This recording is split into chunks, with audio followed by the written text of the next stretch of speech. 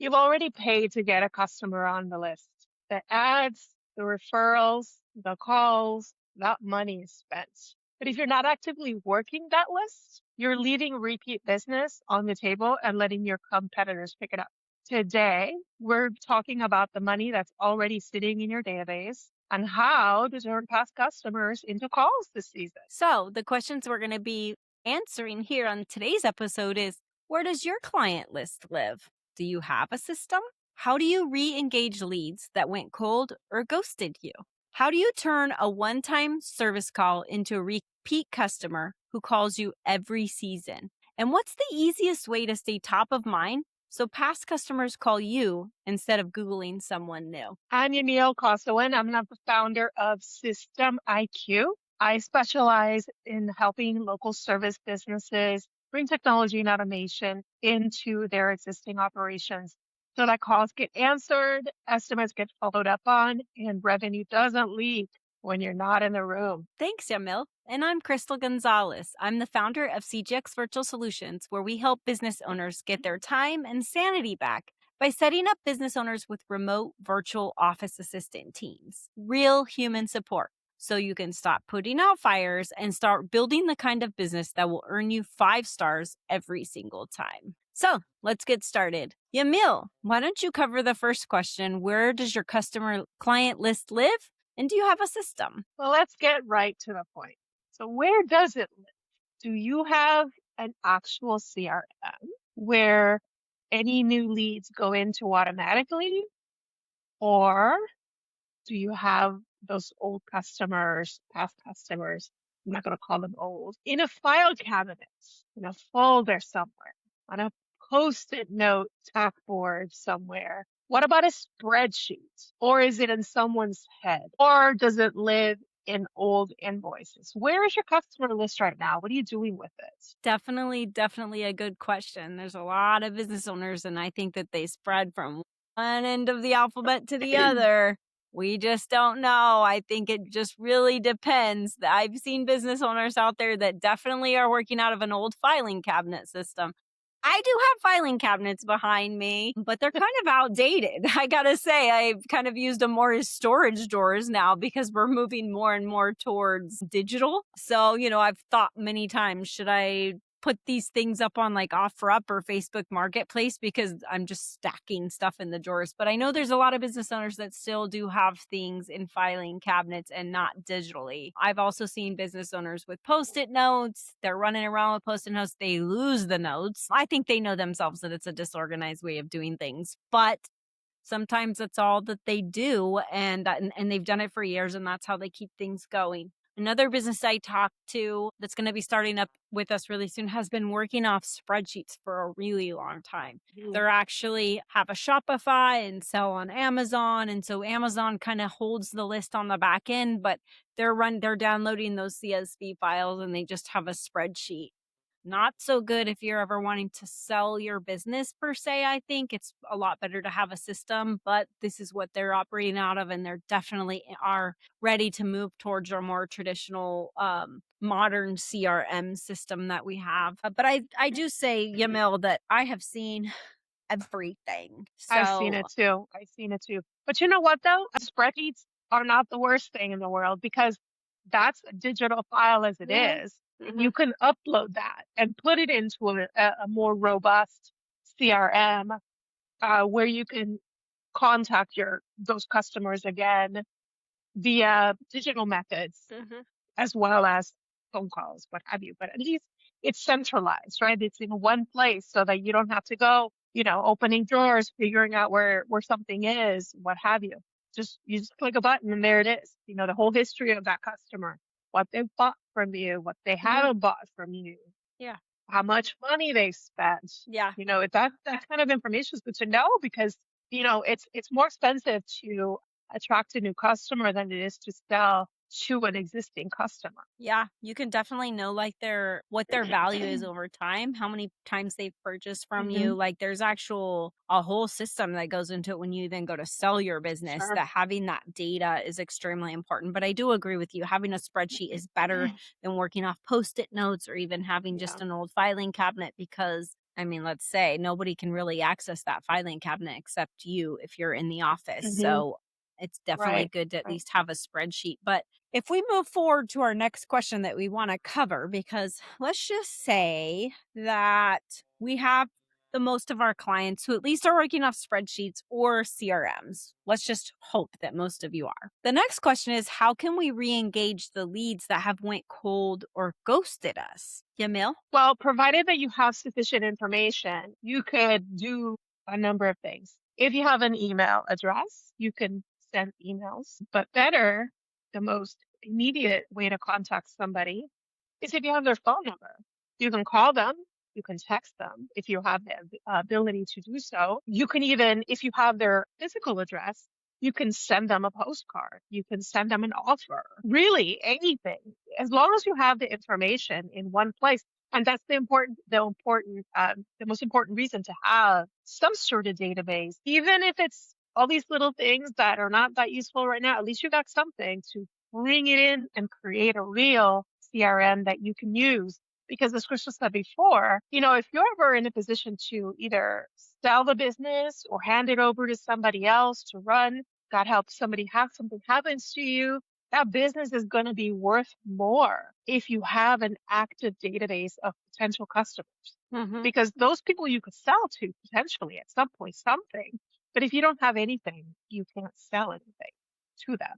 Therefore, the business is worth less. And having technology infused into your business will always make it be worth more.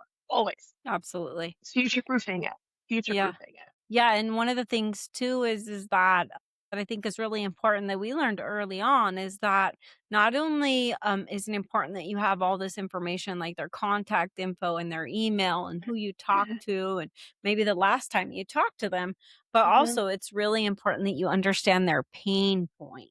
Make sure you're putting down what their pain point was because if you offer multiple services and they had a specific reason that they contacted you, when you reach back out, you want to be able to have a way to reference, hey, do you remember you contacted me last year? And when you contacted me, this was your problem. Have you been able to have that? Has that problem been fixed? Or maybe they did. In this case, these are leads, right? But in any instance, if they're leads or even past customers, making sure we have a good history of why they called, what was their pain point, what was their frustration, that they had so that we can actually be able to have a really quality conversation because I know that when I get calls from people that are reaching out to me to follow up and some are really good at follow up, others suck. But the ones that Hmm. actually say, the last time we talked, you said this, this, and this. And I remember they actually reference it and they do it every single time. Those are really good salesmen. So I think it's extremely Hmm. important that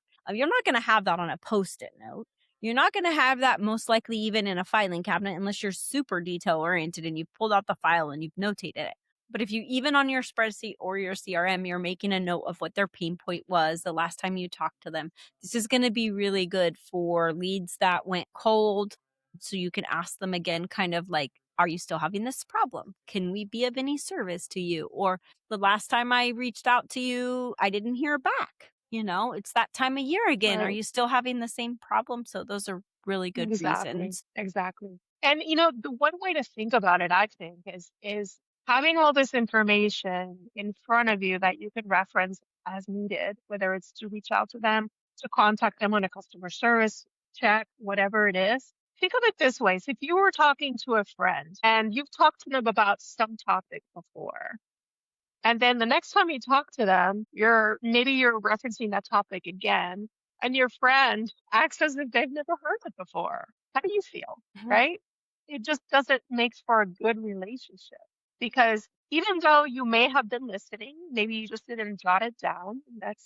These things happen, and technology's all hit us in the face.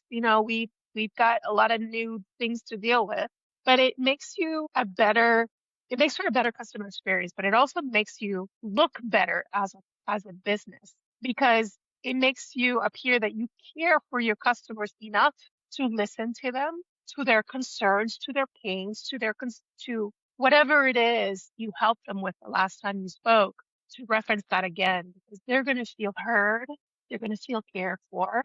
It's never a bad thing to do this. Plus, it can help you make more money So there's that. And that takes us into our next question, which is part of this question because it's about re-engaging leads that may have went cold or ghosted Certainly. us. What's the easiest way to stay top of mind so past customers will call you instead of Googling someone new? A lot of the Hmm. things we talked about was maybe offer them send them a special offer. If you know their pain point, you know who they are or what it is they contacted you about, you could have a special offer that goes to that targeted audience that will get them to come back. There's other ways too. Yamil, what other options do we have out there that we can do? You know, depending on your business, you could have postcards sent out with a special offer or seasonal maintenance, depending on, like, again, what it is that you do. You can do email drip campaigns. You can even do holiday greetings. You know, mail is great because people are not sending as much mail anymore. A lot of bills are electronic now, so mail does stand out if you do it right. You can do a newsletter depending on what it is that you sell. If you are more of a boots on the ground type of business, you could do door knocking if you have the customer's address, and you could do phone calls to check in. Those are just some examples to stay in front of them. But ultimately, you don't want to do it, overdo it, depending on what it is that you do, whatever service you provide. But you want to do it enough so that when that need comes again, they think of you Yep. versus looking at Google for someone else that can help them right now with whatever it is that they're looking to get done. Yeah, like if your business has like special seasons, like certain times when you're busier right before that season starts, maybe you Mhm. put together a campaign, an every door direct mail campaign where you hit certain areas, or maybe you use like an integration we have in our CRM that you can do Yes, per address and you don't even have to do a whole block or a whole zip code. right. You can direct mail. So you could set up a sequence and we can help you do Hmm. that where maybe at once a month they get a newsletter and then you have some special offers, but we also have other things that are going out like our mailers, and we after a certain step in Right. the sequence there's a mailer that goes out that has been designed that's catching them. And so really studying kind of the trends in whatever industry it is you're working in, like of your clients, like when is it that they need it the most, and preparing in Hmm. advance is a really, really important thing to do when you're studying who your client is and you're preparing, because a lot of companies out there don't even have special offers. They just have a website and they're just like, I can do your air conditioning or I can service it. I'll give you a plan. But what about special offers that set you apart from your other competitors? Like, have you come up and brainstormed special offers that you could do that are unique or different?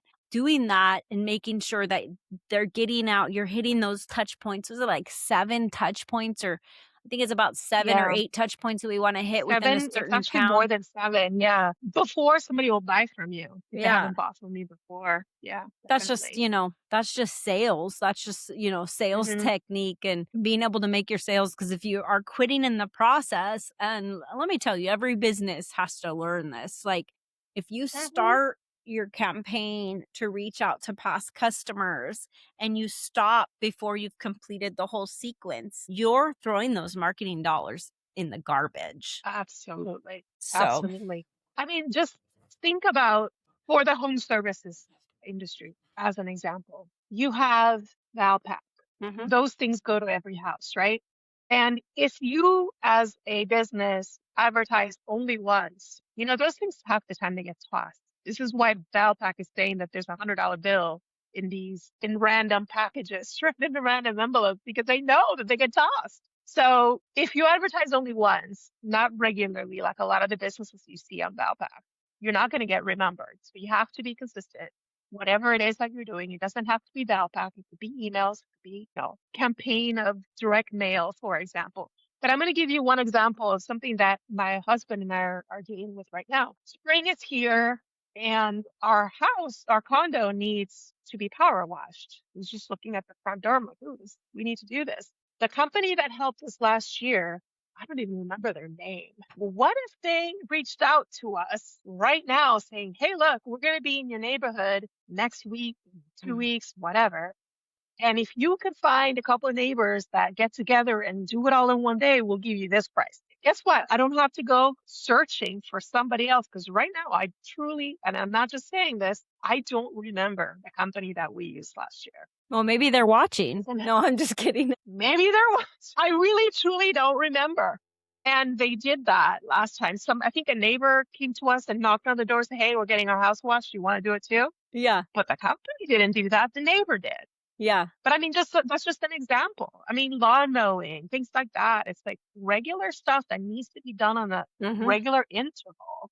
That is an easy, low-hanging fruit that you can, if you have a customer list of somebody that bought power washing services, for example, Mhm. people do it once a year or every other year or whatever it is.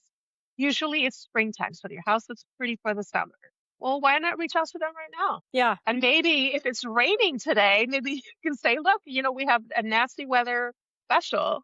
Come in and do it this week and we'll give you this price. It reminds me, Just an example.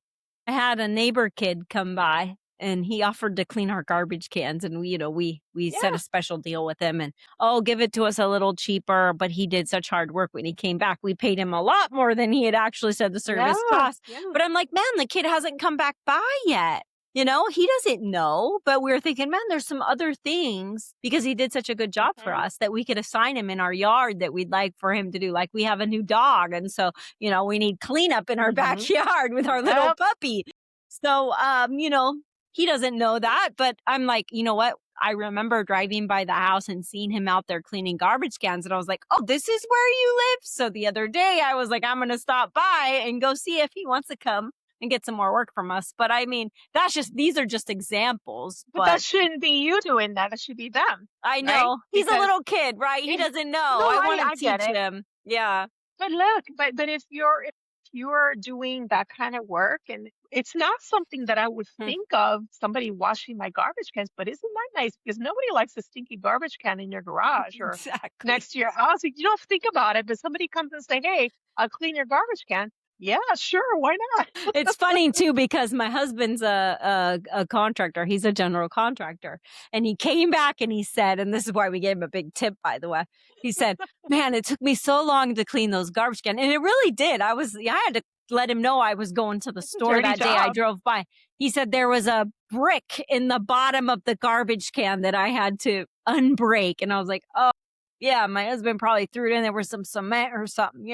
Anyways, but you get our point. Like, there's so many Yeah. ways that we need to stay top of mind. And if these companies would just have a regular system where they're sending out notices, especially during busy times, or if this Hmm. is like, for example, garbage or cleaning our garbage cans, or it's power washing every 3 months, some sort of message that goes out, Sure. hey, just checking back with you to see, do you need me to clean your garbage cans again? Or do you need me to Hmm. power wash? I have a special running. Yeah. That'll bring business right in the door. And you could say no, but at least you reached out and they're top of mind now, right? Now Hmm. they remember you.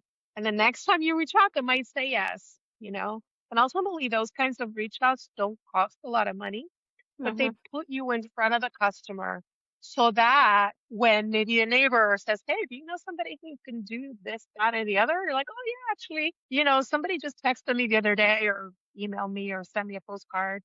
I didn't need it, but maybe you do. Here you go." Yeah. It costs a lot less to do, you first of all have to have the database. You need to have the right information, depending on what business you run, in order for you to be able to reach out to the customer again for the next service. It is a lot more, it's cheaper to sell to somebody you've already sold to. Yeah. Just, yeah, Yeah. you And know, another important thing is if you have multiple products or multiple services or whatever you're offering, I'll tell you what, and I've sell made them the this next mistake thing. myself, is not letting them know that I offer those services. So next thing you know, you're on a call Hmm. with them and they're like, oh, yeah, I bought this from so and so, this company right here. And I'm like thinking, oh my God, we offer that. How did you end up going to my competitor? Why? Because I didn't educate you. And so even just the Right. newsletters or sending out mailers or even nurture drip campaigns are going to help with this, right? Because it's going to Hmm. help educate them over time in a really great way, a really non-invasive way of things that you offer that they didn't know about. Sure. The last Yeah, a lot question of times. Go ahead, sorry. the last question we were saying is, how do we make sure that we turn a one-time service call into a repeat customer who's going to call you every season? I know we've kind of covered this, but there was a couple really key points that we wanted to talk about. One was that we want to make sure we're capturing the right information and putting it into the Hmm. CRM. So if we are busy and we're picking up a phone and we're writing the information down on a post-it note or a piece of paper or whatever, and that information doesn't get put into your system or into your spreadsheet or whatever, then you're not going to get those next year. You're not going to get that. And you've spent marketing dollars. You don't need to spend a lot of money on marketing people when you're starting out. No. And there's a lot of, systems that you and me can help you with that will at least get you off the ground so you're staying top of mind. You really need to make sure you're capturing the right information. So what is that like? Hmm. Name, type of client they are, what's their pain point, what's their email address, what's their phone number, what's their home address. Like things like that are super Yeah. important so that you can make sure that you're sending them whatever they need so that you can make sure that they remember you. And you want to remember them as Yeah, well. and make sure to know what it was that they bought from you if they bought from you, so Mhm. that the next time either they call you or you call them, like we were talking before, being able to reference the last thing that you talked about, the last service that you completed. For example, a roofer. New roof. Well, okay, somebody bought a new roof, so they're not going to need a new roof. So what do you do next, right? Well, you could reach out for an inspection, or hurricane season is coming, making sure if you live in an area where hurricanes are a thing, that your roof is intact so that, you Mhm. can withstand those types of things. So that having the most, obviously, contact information is the most important thing, but having the services noted, what they bought from you or what did they inquire about, maybe they didn't buy. So like what Crystal was saying earlier, you had reached out to us about X. Do you still need help with X? Have you found somebody to help you with that? There's all kinds of reasons to reach out. You just have to make sure you know the most about the potential customer, the lead, so that you can do proper follow-up that's personalized and not irrelevant to what it was they reached out to you And for. that takes us into our next question. No, I'm just kidding. Our next, sorry, our next episode that we're going to be going into is going to kind of go a little deeper into this so that we can talk more about how we get into our reactivation playbook, how we're going to identify which past customers you should be contacting first, and exactly what you can say to get them to book again. Right? Yes. So Wonderful. thank you for joining us this week. I hope this episode was helpful. We had a lot of fun putting it together for you. So yes, definitely come back next week for the reactivation playbook. We'll talk more about this, and we can't wait to see you. Don't forget to like, subscribe, follow, Yes. share, do whatever you can. Just share us. We want to grow and we really want to be a part of your social media. So make sure you share us on your social media channels too, because we really like your help in growing our channel. So we'll see you again Yes. next week, guys. One last thing, Tech Tuesdays for the resources. So if there's anything that you've heard us talk about before that you'd like assistance with, or you want some of our free resources, go there, aitechtuesdays.com. And our Facebook That page, means, AI yes, Tech AI Tech Tuesdays on Tuesdays. Facebook as well, where you can get all of our episodes as well or on our YouTube channel. Okay, we'll see you guys next Exactly. week. Thank you. See you next week. Bye-bye. Bye.